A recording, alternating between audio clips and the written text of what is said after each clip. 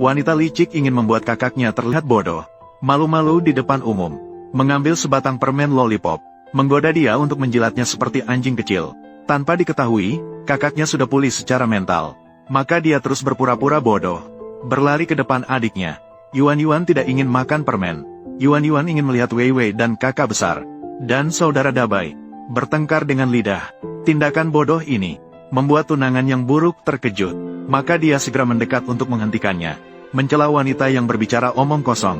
Namun tunangan tidak menyangka, wanita bahkan memberikan kepada penonton di tempat persiapan pengalaman yang lebih mengejutkan. Langsung menayangkan video di layar besar. Ini membuat mata para tamu di tempat terkejut. Namun pada saat itu, seorang nenek di meja makan tiba-tiba menyadari bahwa cucunya akan menikahi. Ada harapan sekarang. Maka dia segera menelepon untuk menipu cucunya datang. Pada saat itu, pria brengsek yang marah dan putus asa langsung ingin mengoyak tunangan di tempat. Tapi dia tidak menyangka wanita sudah tidak lagi bodoh. Belum lagi dia menyentuh, malah dia sendiri yang terlebih dahulu mendapat tamparan. Pria brengsek yang bingung belum menyadari. Wanita itu kemudian melempar botol minuman lagi. Setelah memukul pria brengsek, dia langsung pergi menemui nenek. Para tamu yang hadir sangat terkejut. Pukulan bagus. Nenek, ada apa? Kamu datang tepat waktu. Pertunjukan bagus baru saja dimulai. Wanita licik melihat pria brengsek diangkat dari tanah, langsung mengancam orang. Hari pernikahan, langsung memukul abis calon suaminya. Siapa lagi yang bisa bersaing dengan bodoh sepertimu? Menikah untuk mewarisi harta. Namun pada saat itu, malah langsung memulai mencari pasangan. Siapapun yang mau menikahinya hari ini, akan dia berikan amplop merah besar kepada mereka. Dia bersedia menikah. Tapi tak disangka sang presiden justru menentang dengan tegas. Hanya karena dia sudah memiliki orang yang dicintainya di hatinya. Ternyata saat dia masih kecil, mengalami penculikan sekali. Seorang gadis kecil yang mengenakan kalung bintang dan bulan. Untuk menyelamatkannya, pergi sendirian untuk mengalihkan pengejaran orang jahat. CEO yang terluka, berusaha keras untuk menghentikan gadis itu. Namun hanya meninggalkan kalung bintang di lehernya. Dan di tubuh gadis kecil yang mengalihkan perhatian orang jahat. Dan kalung bulan. Dalam sekejap 20 tahun berlalu, dia tidak pernah menyerah. Mencari jejak gadis itu, si gemuk yang tidak gemuk. Untuk menghadapi perjodohan nenek. Melihat gadis ini lagi, dia adalah seorang bodoh. Sang presiden tidak punya pilihan lain selain menyetujuinya terlebih dahulu. Jika nanti bisa menemukan jejak kecil, bercerai dengan orang bodoh juga bisa menipu. Maka dia memberikan wajah penuh kebencian kepada wanita itu. Memakai cincin itu, nenek yang puas. Mereka secara resmi diumumkan sebagai suami istri di tempat itu. Dan mengatakan bahwa sekarang pengantin pria bisa mencium pengantin wanita. Nenek, ini benar-benar tidak boleh, loh. Pria besar itu terlalu lamban. Setelah mencium, cepatlah pergi dari sarang serigala ini. Pergi mengurus surat nikah adalah yang penting. Kamu mau apa? Aku memperingatkanmu, jangan mendekat. Siapa yang membiarkanmu menciumku? Nenek memintaku menciumnya. Wanita itu dengan tidak sabar bertanya kepada nenek. Sekarang apakah kita bisa mengurus surat nikah? Namun segera mendapat penolakan. Adik tiri yang licik dan ayah tiri dengan keras menentangnya. Hanya karena istri sebelumnya meninggalkan warisan besar untuk putrinya. Dia tidak ingin hal itu terjadi. Jatuh ke tangan orang asing. Ayah tiri segera memanggil manajer hotel. Ingin mengusir seluruh keluarga presiden direktur. Namun si manajer kecil langsung melihat bahwa itu adalah presiden direktur.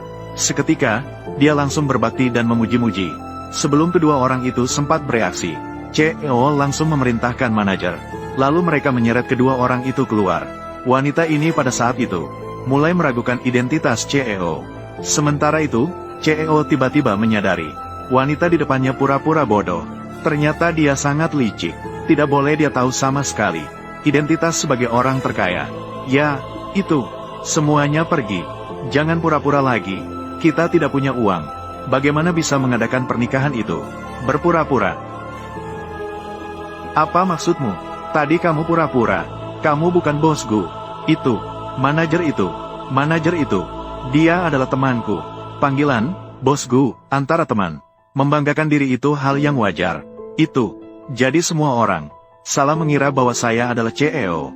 Ingin menjaga wajah. Tidak mengungkapkannya. Dengan cara ini, aku akan mengatakannya saja. Bagaimana mungkin orang terkaya menikahi wanita jelek seperti aku? Bocah busuk. Apa trik ini? Pada saat itu, CEO berpikir, wanita ini mungkin tidak akan menikahi pria miskin seperti saya. Maka dia bertanya dengan mencoba apakah dia masih mau menikah. Tapi si wanita malah berkata, kamu tidak keberatan dengan kejelekanku. Bagaimana mungkin saya mengeluh tentang kekuranganmu? Jadi, saya menarik presiden dan kami pergi mengurus surat nikah. Ya Tuhan, wanita yang begitu jelek. Semua sudah ada yang menikah. Suaminya tampan sekali. Begitu jelek, tidak takut menakut-nakuti orang. Mata segitiga, hidung bawang putih. Begitu jelek, masih berani menghina orang lain. Jangan bicara lagi. Saya akan melaporkan serangan pribadimu. Tidak apa-apa. Terima kasih ya. Itu tidak membantu kamu. Jangan berpikir terlalu banyak. Mohan, kamu sudah menikah. Cepat. Biarkan saya melihat dengan cepat. Apakah kakak ipar cantik atau tidak? Hanya dengan begitu aku bisa menaklukkanmu. Gunung es abadi. Biarkan saya melihat. Pergi. Begitu jelek. Bukan sobat. Saya bilang kamu benar-benar lapar. Kamu bisa makan apa saja. Tutup mulutmu. Maafkan saya, kakak ipar. Saya tidak bermaksud begitu. Saya hanya ingin mengatakan, Mohan setidaknya adalah kepala Long Chuan. Lindong, kamu datang untuk apa? Sudah berpisah lagi.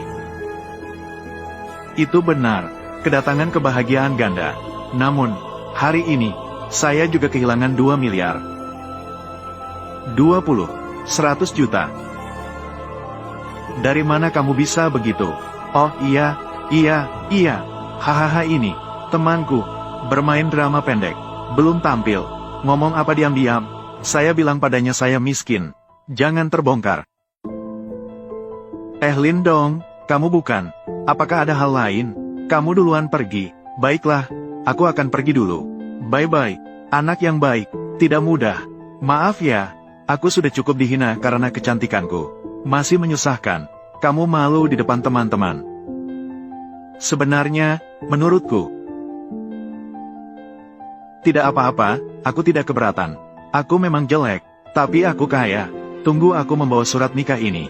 Pergi ke ibuku, tukar dengan warisan yang tersisa. Nanti saat itu, villa mobil mewah. Kamu bilang, kamu mau berapa, kakak akan memberikannya padamu. Aku akan segera mengambil barang-barang itu. Ambil kembali, aku ini dijadikan tumbal. Wanita ini memperlakukanku seperti apa? Tunggu aku menemukan bukti. Aku akan bercerai dengan wanita ini. Ini nomor teleponku. Suami baru, ingatlah untuk menelepon sore ini. Tapi jika telepon sore ini tidak terhubung, maka kamu harus melaporkannya ke polisi. Mengapa kamu harus melaporkannya ke polisi? Karena ayahku yang baik dan adik perempuanku yang baik pasti tidak ingin saya mendapatkan warisan. Dia sedang mengawasi saya di sana dengan pengacara. Saya akan pergi bersama kamu. Wow. Tidak akan terlihat oleh pengacara Sang. Ini adalah sertifikat pernikahan palsu, bukan? Pengacara Sang, putri saya, Xing Yu, dan putra besar keluarga Bai Chuan, sudah menikah. Lihatlah, warisan yang ditinggalkan oleh mantan istri saya. Ini adalah Miss Li Xing Yu sendiri. Apakah dia bisa mewarisinya? Tapi harus, Nyonya Li Xing Yu sendiri, harus hadir secara pribadi. Baru saya bisa menyerahkan warisan kepada Nyonya Surou. Warisan kepada dia. Karena saudara laki-laki Chuanye adalah suaminya. Memberikannya kepada dia juga sama. Benar, saya dan Xing Yu adalah suami istri. Menyerahkannya kepada saya juga sama. Kentut. Bai Chuan, apa hak Anda menjadi suami saya, Li Xing Yu? Pengacara Zhang, dia adalah suami saya. Gu Mohan, ini adalah sertifikat pernikahan kita. Wanita jahat, ternyata, kamu selalu berpura-pura bodoh untuk menipu saya. Jangan tuduh saya. Saya memang telah dirugikan oleh kalian. Membuat saya bodoh selama 5 tahun. Tapi Tuhan melihat semuanya. Sebelum pernikahan, saya sadar, aku tidak membiarkan kalian. Seperti binatang. Rencana jahat berhasil. Itu yang palsu. Li Xing Yu, kamu terlihat seperti hantu ini. Siapa yang mau menikahi kamu? Aku hanya bersedia. Kamu masih berani menggonggong di sini. Tutup mulutmu. Kamu hanya punya mulut murahan. Saat kamu mengejar saya dulu, omongannya lebih bagus daripada nyanyiannya. Tapi akhirnya, dia dan Li Weiwei bersekongkol untuk mencelakai aku. Wanita, berani menghajar saya. Aku akan membunuhmu. Kamu terlihat seperti hantu, kan? Hari ini saya akan membuatmu melihat. Kamu tunjukkan padaku. Li Xing Yu, kamu wanita kasar. Kamu berani menghajar saudara Cuan. Kamu tidak bisa mengejar. Saya hampir melupakanmu. Dan kamu, aku beritahu kamu, pengacara Zhang ada di sini. Kalau kamu berani memukulku, aku akan mengadukanmu sampai mati. Kalian mencoba meracuniku dan merusak penampilanku, kan? Baiklah, Li Xingyu. Jangan lupa, perusahaan yang didirikan oleh ibumu. Tapi itu ada di tanganku. Ibuku dulu mengambil keputusan yang paling salah. Itu membuatmu menikahi keluarga kami, keluarga Su. Bahkan bersekutu dengan Ibu Li Weiwei. Memfitnah ibuku. Itu tidak akan berubah. Fakta bahwa aku adalah ayah kandungmu. Mengingat hubungan kita sebagai ayah dan anak. Karena hubungan ayah dan anak perempuan. Selama kamu sekarang menerima ibumu, warisan yang ditinggalkan untukmu. Bagikan setengah dari 70% saham. Bagikan separuh untuk saya. Saya berjanji, aku tidak akan mengganggumu lagi. Hari ini, meskipun aku mati, tidak mungkin membiarkan kalian mendapatkan saham. Berhenti. Aku pergi. Akhirnya pergi juga. Pengacara Zhang. Jangan pukul aku. Aku tidak tahu apa-apa. Pengacara Zhang. Tidak ada hubungannya denganmu. Bagaimana mungkin aku bisa memukulmu? Kamu tadi terlalu hebat. Lihatlah, pengacara Zhang begitu ketakutan. Semua orang menjadi bodoh. Nona Li, kalian punya sertifikat pernikahan ini. Aku sudah melihatnya, tidak ada masalah. Sekarang kita bisa langsung mengurusnya. Prosedur pewarisan harta warisan. Nanti, aku akan membawamu pergi melihat. Diberikan oleh Nyonya Surou. Rumah dan mobil yang ditinggalkan. Hanya rumah dan mobil. Tidak ada saham perusahaan atau semacamnya. Ya, yang ditinggalkan Nyonya Surou untukmu.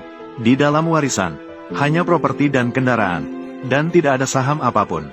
Nah, Ibu, di mana sebenarnya saham itu disembunyikan? Sudahlah, jangan pikirkan itu dulu. Nanti Gu Mohan, melihat mobil mewah dan rumah mewah, pasti akan melakukannya di masa depan. Tenanglah mengikuti aku. Baiklah, mari kita pergi dan aku akan membawamu melihatnya. Kamu menyebut ini rumah mewah. Rumahmu juga terlalu kecil. Pengacara Zhang, kamu yakin ini adalah rumah ibuku?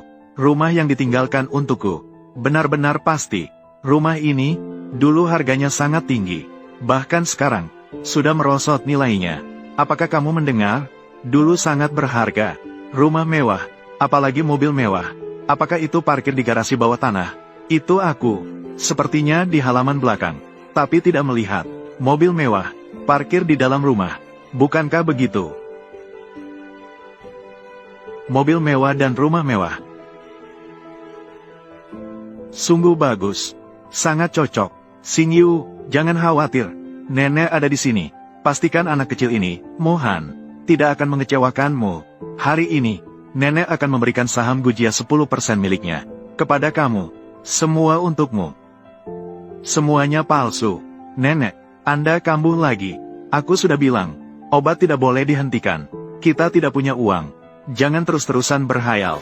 Kamu bocah nakal. Siapa yang sakit? Kamu yang berhayal.